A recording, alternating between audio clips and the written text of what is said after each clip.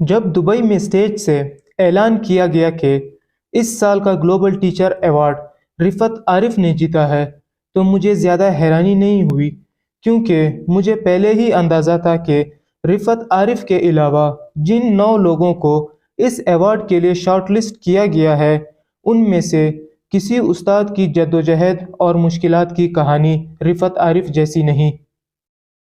पाकिस्तान के सूबा पंजाब के ज़िला गुजरांवाला की रिहायशी रिफत आरिफ, जिन्हें ज़्यादातर लोग सिस्टर ज़ैफ के नाम से जानते हैं, जिन्हें यूनिसेफ के ताउन से वर्की फाउंडेशन ने रवां बरस ग्लोबल टीचर अवार्ड से नवाजा है।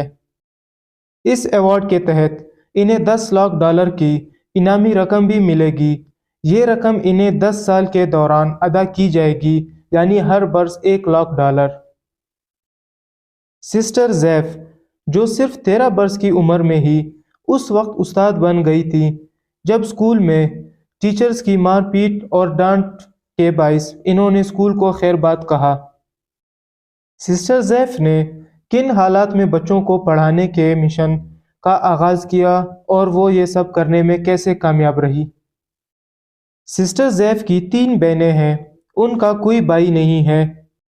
सिस्टर ज़ैफ के वालिद और वालदा को घर में 4 बेटियां होने से कोई मसला नहीं था, मगर फिर भी जब सिस्टर ज़ैफ की छोटी बहन पैदा हुई तो उनकी वालदा को उनके वालिद के ख़ानदान वालों ने तशद्दुद का निशाना बनाया, क्योंकि उन्हें बेटा चाहिए था। उस वक्त सिस्टर ज़ैफ के वालिद कराची में काम करते थे। बीवी पर तशद्दुद वाली बात शौहर को बहुत ही नागवार गुजरी, जिस पर इन्होंने अपना आबाई इलाका और घर छोड़कर बीवी के आबाई इलाके सरगोदा में रिहाइश इख्तियार कर ली।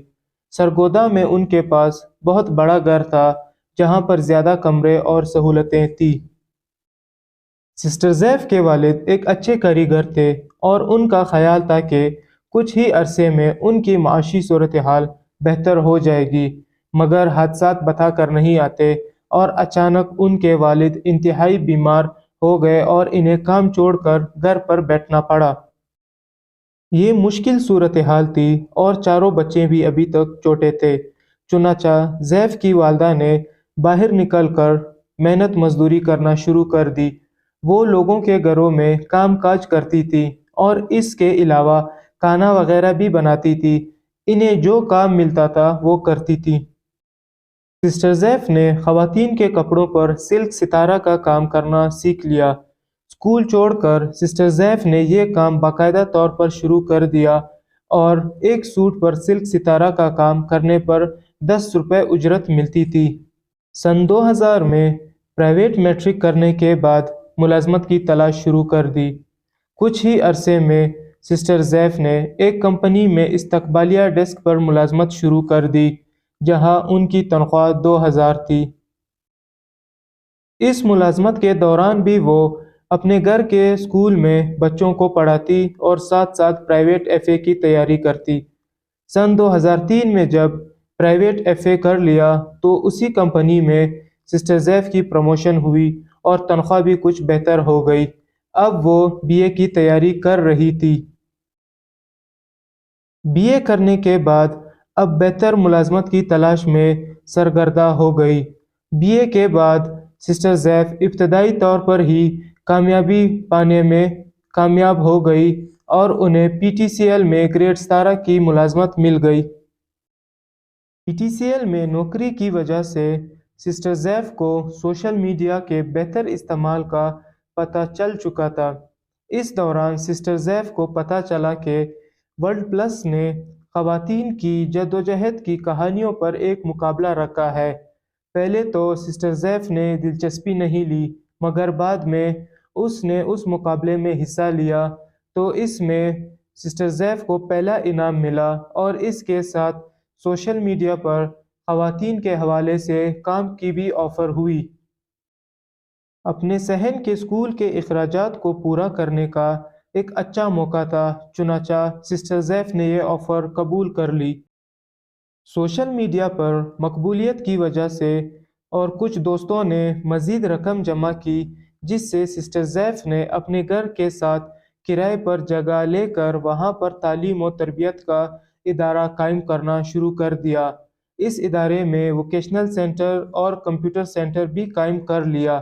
یہ وہ وقت تھا جب سسٹر زیف کے کام کو شناخت ملنے لگی تھی۔ ایک دفعہ سسٹر زیف کہیں اکیلے جا رہی تھی کہ ایک موٹر سائیکل پر سوار دو نوجوان آئے۔ انہوں نے نہ صرف سسٹر زیف سے بدتمیزی کرنا شروع کر دی بلکہ انہیں تھپڑ بھی مارے۔ وہ پنجابی میں بات کر رہے تھے اور سسٹر زیف کو کہہ رہے تھے کہ بڑی چودھرائن بننے جا رہی ہو، علاقے کے رسم و رواج کے خلاف بچیوں کو چلنے کی ترغیب دے رہی ہو۔ 2018 میں ملازمت چھوڑنے کے بعد اب سسٹر زیف کی ساری توجہ ووکیشنل سینٹر اور اسکول پر ہے۔ ہائی اسکول باقاعدہ رجسٹرڈ ہے اور اس میں 200 بچے بالکل مفت تعلیم حاصل کر رہے ہیں۔ اساتذہ کو بھی باقاعدگی سے تنخواہیں دی جاتی ہیں۔ ووکیشنل سینٹر اور کمپیوٹر سینٹر سے تربیت مکمل کرنے والوں کو روزگار کے مواقع فراہم کیے جاتے ہیں۔ اب سسٹر زیف نے ایک اور نزدیکی گاؤں میں وہاں کی ضرورت کے مطابق 50 بچوں کے لیے الگ سے اسکول قائم کیا ہے۔ اسکول، ووکیشنل سینٹر، سب کچھ کرائے کی عمارتوں میں ہے۔ یہ سب اخراجات بمشکل ہی پورے ہوتے ہیں مگر پورے ہو ہی رہے ہیں۔ سسٹر زیف کہتی ہیں اس ایوارڈ کے ملنے کے بعد ان کو خواہش ہوئی کہ وہ ایک ماڈل اسکول بنائیں۔ اگر انہیں وزیر اعظم اور وزیر اعلیٰ نے ملاقات کا موقع دیا تو وہ ان سے گزارش کریں گی کہ مجھے ایک اسکول کی تعمیر کے لیے زمین الاٹ کر دیں اور مجھے جو انعامی رقم ملی ہے اس کا بڑا حصہ میں اسکول کی تعمیر پر خرچ کروں گی۔